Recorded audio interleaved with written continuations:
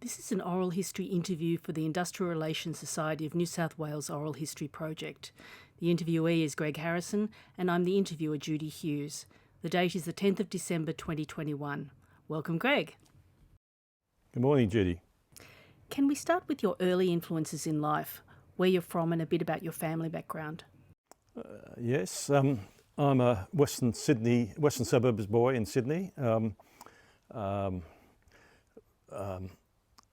And I went to a Catholic school in Marist Brothers Lidcombe, and it was a happy childhood. My father was a railway shunter who worked shift work. My mother never worked from the day she was married, which was a shame because she was a very intelligent woman, and the waste being a homekeeper, but that's how it was in those days. And I left school at 15, struggled to get my intermediate certificate because I was a very bad student. I was the class clown, I was told, very often, and my parents would always say, "Gregory, you can do better." However, I left school at 15, took up an apprenticeship with the New South Wales Government Railways as an apprentice sheet metal worker, and learnt my trade in various locations around suburban Sydney, different railway workshops, Chullora, Everleigh, Clyde and so on. I settled in my third year of the apprenticeship. I spent most of my time at Chullora and attended a union meeting one day. I was a member of the union. I joined when I was in my second year, and I attended the union meeting where nobody would take nomination to be the delegate. So I reluctantly put my hand up, and I think the rest is history in terms of my industrial relations career. But that was the beginning, and I did some work for the union. I was delegated off the job and into full-time work for the union on a couple of issues. One was Trade Union Youth Week, which the ACTU used to run in those days. I'm talking about the 60s. And the other was the Vietnam moratorium. And the slogan was "Stop work, stop the war." And so I would go around working full-time for the union to different workshops, lunchtime meetings to garner support for the moratorium movement and the slogan of stopping work on the day to stop the war. And I think the moratorium in those days resulted in hundreds of thousands of people actually doing that, stopping work to stop the war. I completed my apprenticeship and still working on the tools, and I was approached to stand for a full-time organiser's position. I did nominate. I didn't expect to win because I was also up against a well-known, long-serving shop steward activist in the union, and probably twice my age. But in the course of the campaign, he withdrew his nomination, and he decided he wanted to be the state secretary. He was subsequently defeated 10-1, and I was elected unopposed at 21 years of age. So that put me in full-time union work, which continued in various positions for the next 20 years.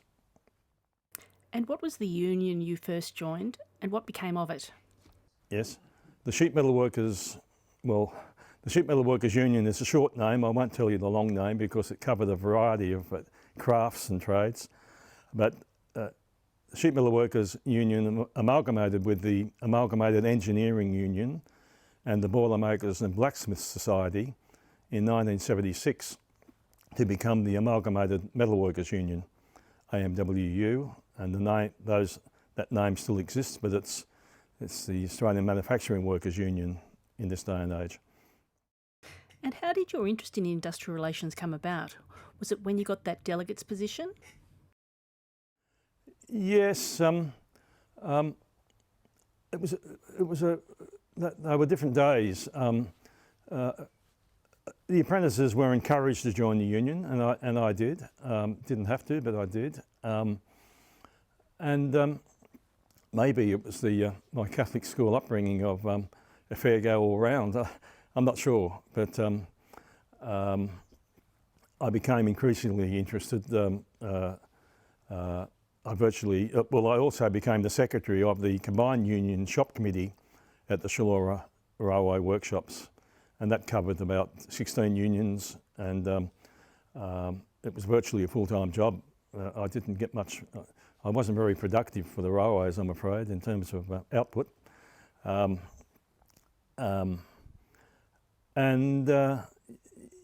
Yeah, I think that's, yeah. Sorry, I lost track of. I just wondered what attracted you to industrial relations. Why did you want to work for the union? Again, I think it was that old Catholic ethic of a fair go. I didn't see much discrimination or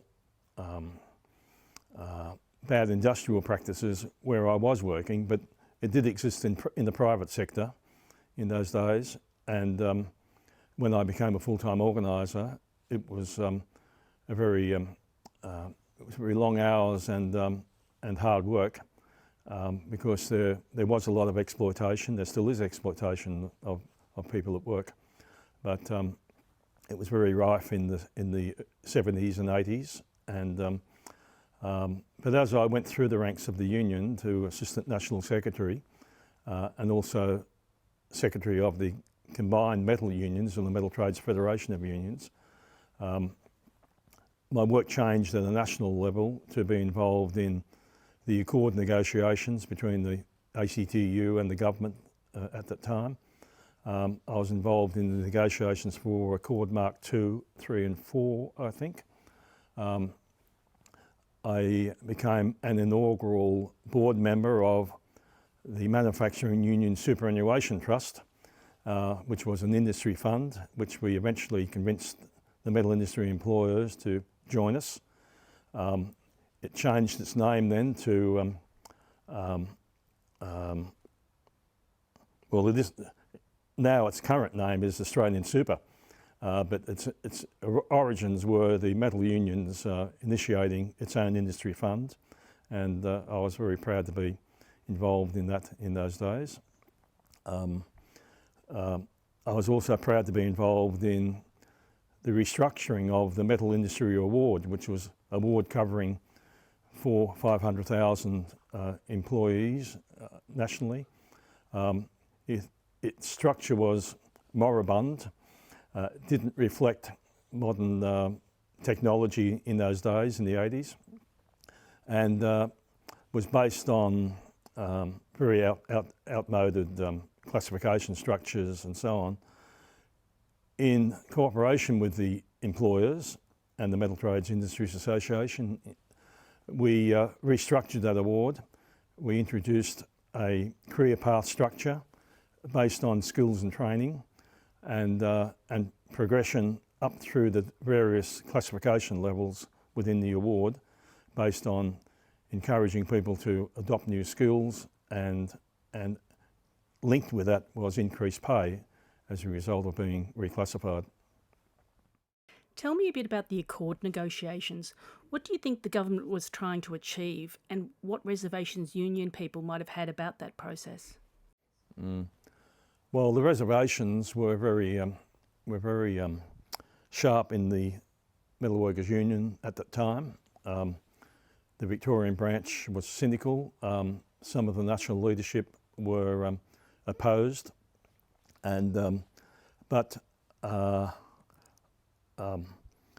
it was an exciting period, I think, where at the end of negotiations in Treasury Place one night in Melbourne with Paul Keating, it was about midnight, and he said anywhere else in the world we'd be tapping our champagne glasses to celebrate this breakthrough, because the breakthrough was a wage tax trade-off and support for compulsory superannuation in industry across the board.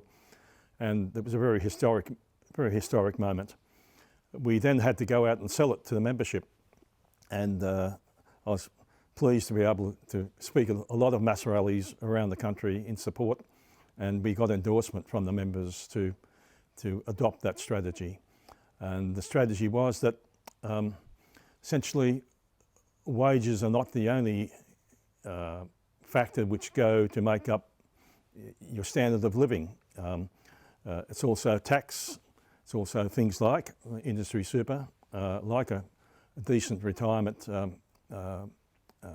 outcome, and it took a broader approach than simply union officials running from factory to factory, knocking on doors and having disputes over wages. It took a broader view, and I think it was a very significant breakthrough. The opposition was mainly based on, I think, history, that the ability to negotiate on the job directly with the employer was being removed by national deals, and I can understand people's opposition to that. But if you look back, I think industrial relations evolved over time. We went to enterprise bargaining and a much deregulated industrial relations system. I can't speak of the present now because I'm not close to it, but I was pleased to be around in those in that period of the 80s where significant change took place, and I think for the better. There were some very big personalities in those times. Can you talk a bit about some of those? Well, I mentioned Paul Keating, Bill Kelty, Gary Weaven, who was instrumental in driving industry super. There were some interesting individuals who had, I think, vision to look beyond the past and what sort of system we wanted into the future, and one that would adapt and adjust to changing technologies and a changing work environment. How involved was Bob Hawke in those negotiations that you were taking part in? He wasn't directly involved. He was on a couple of occasions. I remember one meeting took place in the Cabinet Room in Parliament House, and Bob Hawke, Willis, the Treasurer, Ralph Willis was Minister for Finance, and Paul Keating as Treasurer, and Dawkins was there as Minister for Education. They were high-level direct negotiations, and it was an acknowledgement that the trade union movement had a role to play, and that was taken on board by those who took a broad view of what was required and where we wanted to be into the future. Had you had any dealings with Bob Hawke earlier in your career? No. I was at a couple of seminars with him. I remember I drove him out to the airport one day and parked the car, and he said, "Come in," and he said, "I'll buy you a drink." And we went. It was then the VIP lounge. It was a very small room at Kingsford Smith Airport, and yes, and I sat down with him, and we shared a beer, but wasn't close to him. Any other union leaders you looked up to?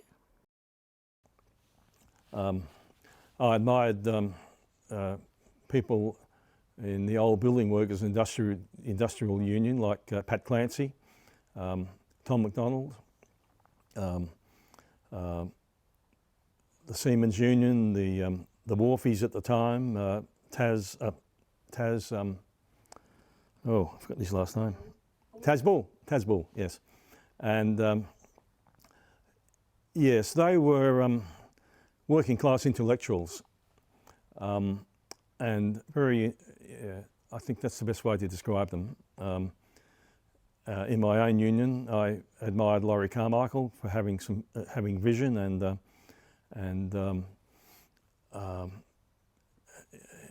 thinking through issues like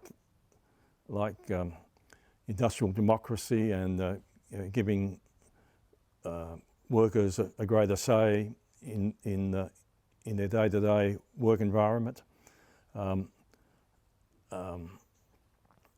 And I think the Metal Workers Union at that time was at the forefront of education, trade union education, shop steward education. We had our full-time education officers in every state. This is before the Trade Union Training Authority developed. We had our own video unit, production unit, and we had full-time research officers for the first time in the 80s, and the Metalworkers Research Office was renowned for driving a lot of change, a lot of publications and a lot of education for its membership. Just going back a bit to some of your earlier times when you said you were involved with the moratorium campaigns, to what extent do you think politics and industrial relations are entwined from your experience? Well, I think my experience was that I became politicised because of Vietnam, and it was a turning point in my life because, as I said, I came from a Catholic school education and I was fairly conservative when I left school, but I went about a metamorphosis of becoming industrially active and also politically active. I think I joined the Labor Party when I was 17 and was active in Young Labor. That's where I first met Paul Keating in Sydney, and active in the left of the ALP in New South Wales. And were you called up for Vietnam? I was, and the union was going to fund my legals in becoming being a conscientious objector to the war. I knew I wouldn't win that argument because the barrier was set high legally that you had to be opposed to all wars or you had to be a pacifist to be regarded as a conscientious objector. I wasn't opposed to all wars at the time, and so with a bit of assistance from a couple of doctors who I knew, I failed the medical, and yes, so I didn't go to Vietnam, but and because I was just implacably opposed to that war, and it was a time where, as I said, it politicised me, and I'm still a cranky old curmudgeon now politically. So what was it particularly about that war that you were opposed to? So the war, I didn't think Australia or America had any rights to invade another country. In fact, I consulted a priest about it, and he said to me, well, you should go because it's a just war because we're fighting communists. And that I completely flipped at that sort of advice. I then joined Catholics for Peace, which was a movement in Sydney run by a priest who was a fly in the ointment to the Catholic hierarchy, and that involved several hundred Catholics who opposed the war. But it wasn't long after that that I completely, I went from being probably a young devout Catholic to a much older devout atheist. Do you think those highly charged early political times influenced you in your industrial career as well? Well, I didn't really distinguish the two. the AMWU wasn't just an industrial union. It also had a political view about things, and so they went hand in hand. And that was part of the attraction of being with the union? Yes, well, it wasn't work to me. It was just an interest, and I loved it. Yeah. What was it about industrial relations that you loved? What kept you engaged? Dealing with the members on a day-to-day basis, keeping your feet on the ground as a result of that, I think. Being able to do things which made a difference to people's lives. And the union covered a range of people, from migrant female process workers in mass production white goods factories, fridges and stoves and washing machine factories in those days, and through to tool makers and highly skilled engineering type people. And it was a broad range, and it was a pleasure doing that work. As I said, I didn't regard it as work. I just regarded it as a privilege. And then you went on to the commission. Can you say how that came about? Yeah, well, that also became a privilege.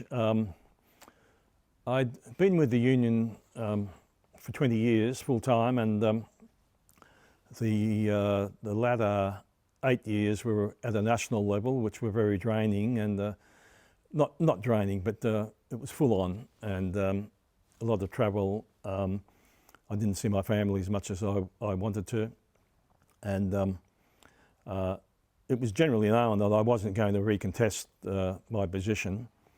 And one day I received a call from the Deputy Secretary of the Department of Industrial Relations saying that my name had been put forward for appointment to the Commission as a Commissioner.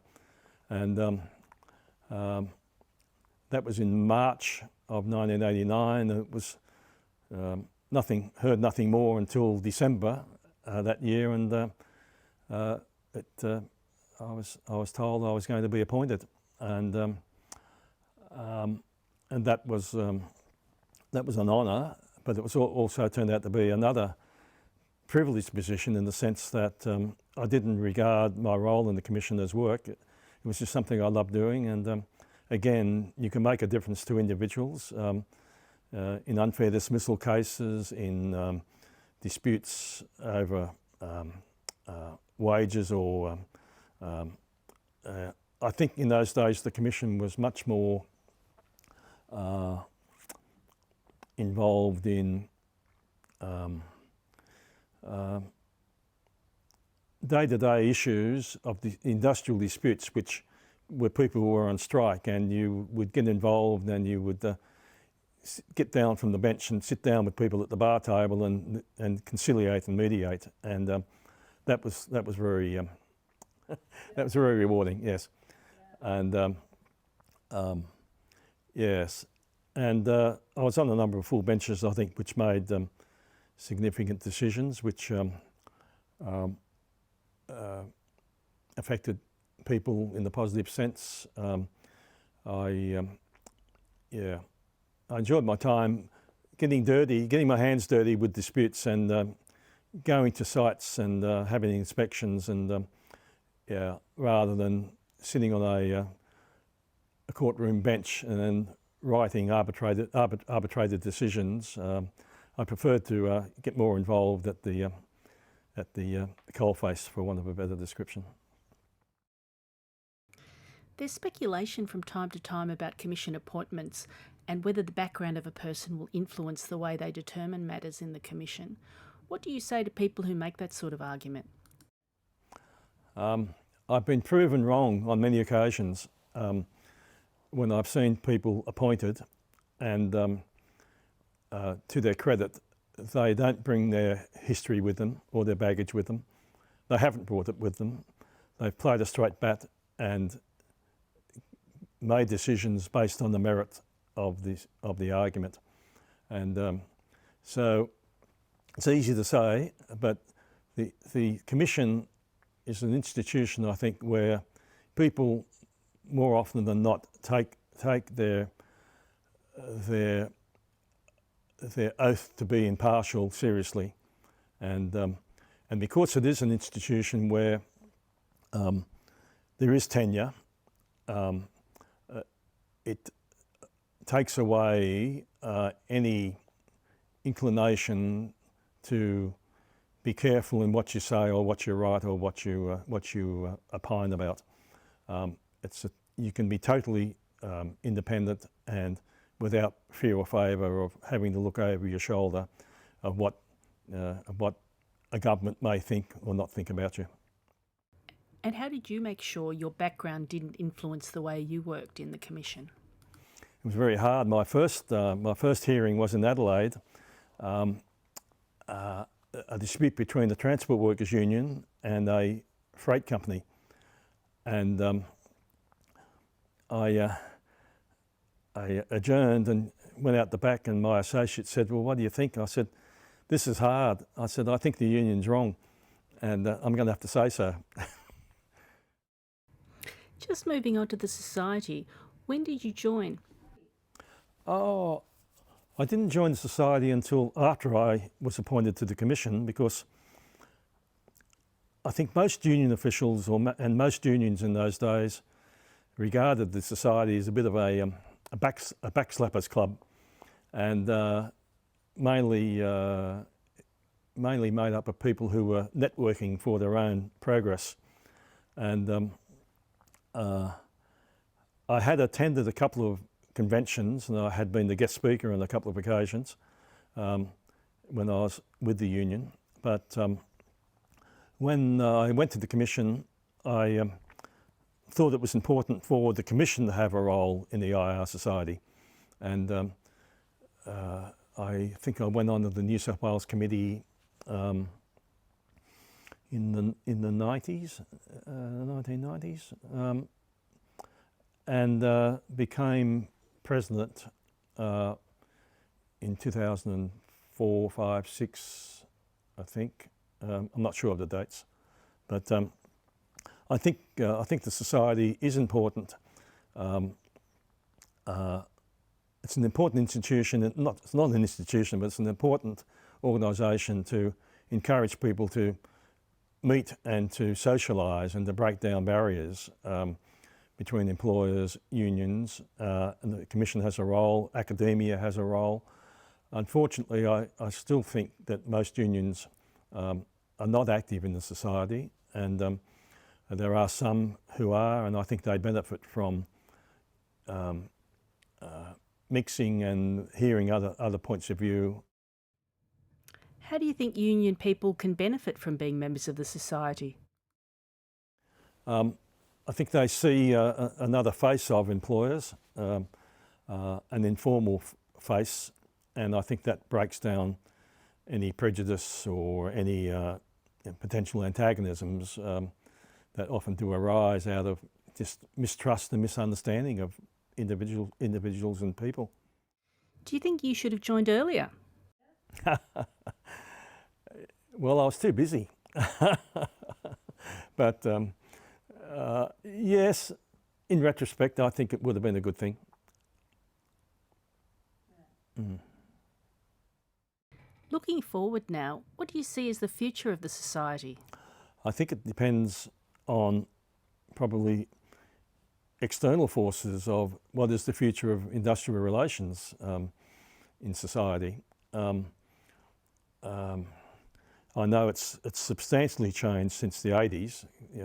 You look at the industrial landscape now and you wouldn't recognise it to what it was in the 80s. The strength of unions in the 80s is history now, and individualism is on the rise, and collectivism is in decline. And I don't know whether that's a cyclical thing, but it's certainly worldwide, and it may never go back. It probably won't go back to those days where the collective was the all-important issue of making progress. People see themselves more now as an individual, and they will make their own arrangements, and they don't see the relevance of unions or a collective approach. Do you think industrial relations is still a good career for a young person? Yes. Well, yes, my son is on the fringes of it in his role, and my daughter also in terms of human resource management. But it's a different. It's different to what it used to be. I mean, human resources and industrial relations, I think, are two different creatures. It's interesting, some large companies still have structures which include industrial relations and human resources as separate components in their management structure. But I think I just think the changing nature of work and changing attitudes will pose a challenge for industrial relations into the future. There will always be a need to treat people with empathy and treat them as individuals, but the role for collectivism, of people uniting under one voice, whilst it has advantages for employers as well, in able to speak to representatives of large workforces, I think the emphasis is more on team building and a team employee-employer approach, and it's I think it's probably working to some extent, and the need for people to have a union represent them, particularly in small workplaces, is no longer required or as strongly supported as in the past. People will come to their own arrangements. We're just about out of time. Is there anything we haven't covered that you'd like to talk about?